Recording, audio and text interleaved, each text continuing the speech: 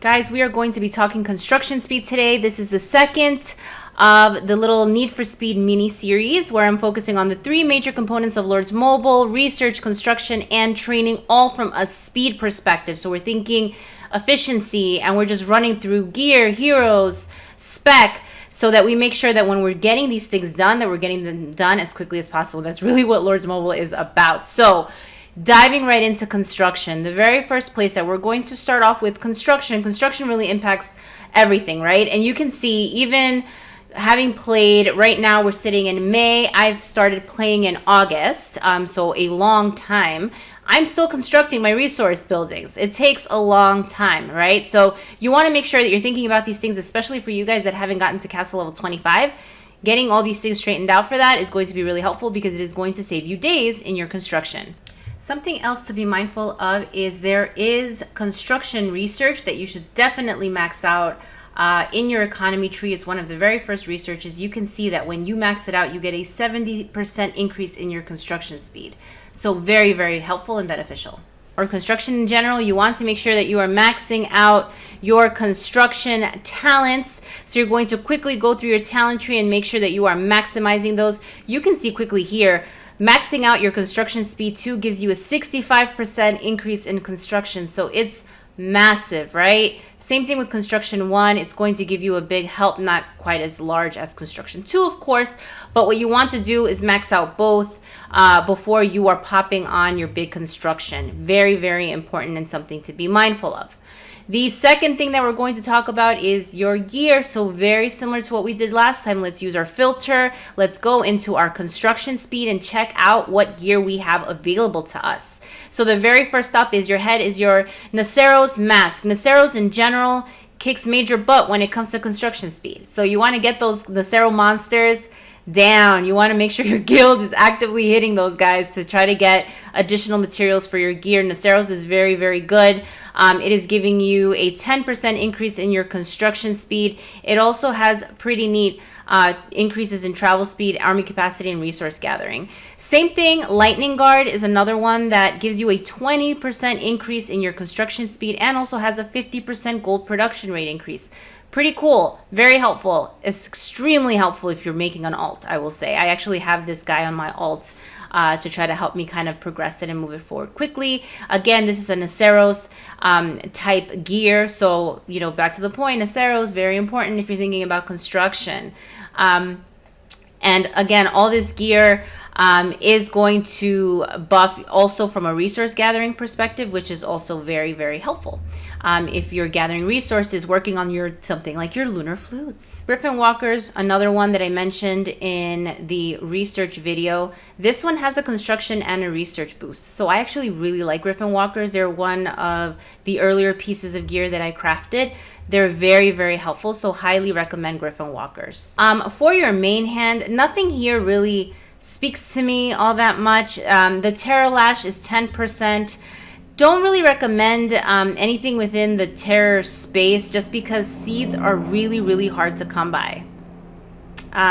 So it's tough. Offhand, the Griffin Talon is another pretty good one. Construction speed of 17.5. It also has a gold production rate. I have this for offhand as well. I find it really helpful. It is really helpful from a construction speed perspective. But again, this is going to be the type of gear that's going to be difficult to be able to make for free-to-play players at a golden level.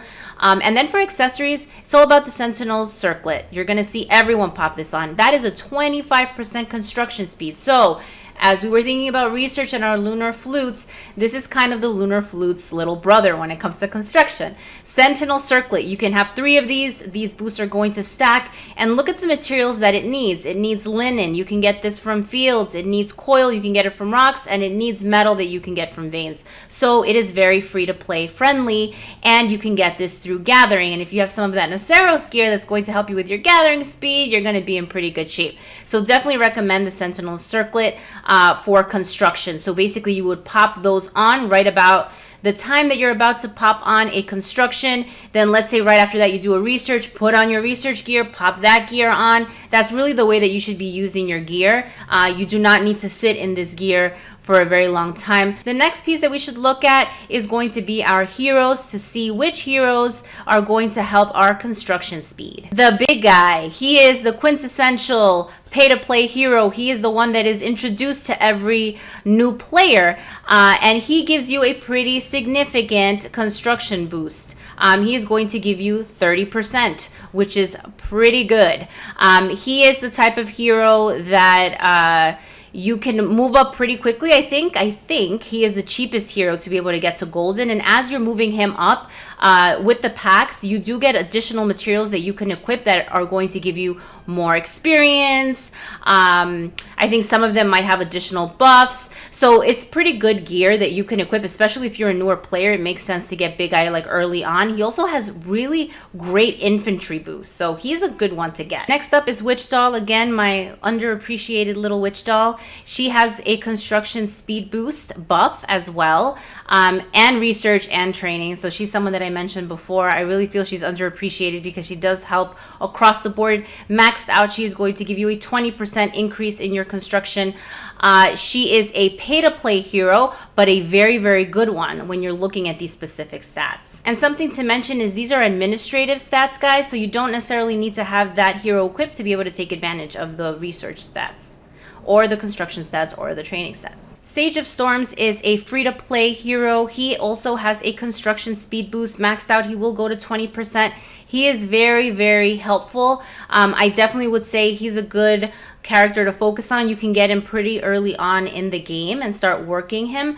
I would say, though, from a free-to-play perspective, he isn't my number one pick for his construction boost. I feel that there is another one who will be coming up in a second that is probably better than Sage of Storms to prioritize. And here she is, Scarlet Bolt. She also has a construction boost very similar to Sage of Storms, but she also has an energy boost for your monster hunting. So early game, she actually would probably be better because she's going to help you with your monster hunting aspect, as well as giving you the construction boost. So it's more of a 2-for-1 versus Sage of Storms that only gives you that construction boost.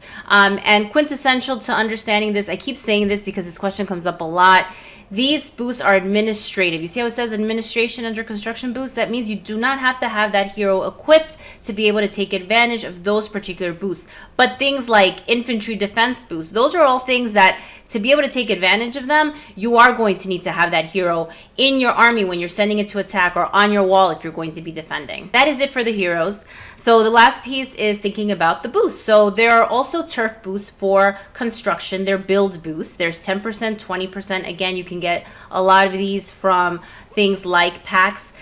Very similar to the way you would do for research. You want to make sure that you are hopefully popping on at least more than one construction during that 1 hour time period, so you're able to maximize the use of those particular boosts. And guys, similar to research boosts, there are wonder vassal titles that you can take advantage of. So if you are going to be doing construction, you would want to ask for the engineer title, assuming either your guild is holding base or you're friendly with the guild that's holding base. And lastly, there's also kingdom boosts. So there is a 10% build boost. It lasts for 4 hours. The overlord needs to pop this on. It costs 1,200 gems. Very, very beneficial. If you see this bad boy kind of coming on and you happen to have your own build boost for your turf, definitely try to stack it and then try to pop on some of those big constructions. So if you're going for castle level 25, that's kind of the quintessential one. Think about that. Because you can take some advantage from having those boosts. Let me know if you have any additional questions down below. Thank you so much for watching.